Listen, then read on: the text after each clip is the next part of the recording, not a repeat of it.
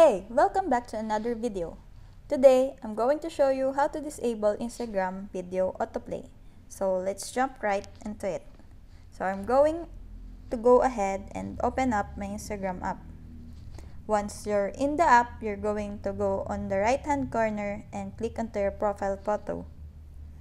Once you're on your profile, you're going to go to the upper right hand corner and press on those three lines. Once you're here, you're going to click on Settings. The first option from here, you're going to scan down to the middle of the page and click on Account. From here, you're going to scan down to the middle of the page again and click on Mobile Data Use. Now, the useless data option is here. If you would like to disable Instagram autoplay, you're going to click it.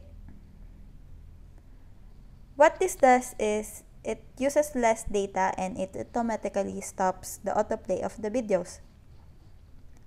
If you would like to enable the autoplay, then you would just go ahead and click this off.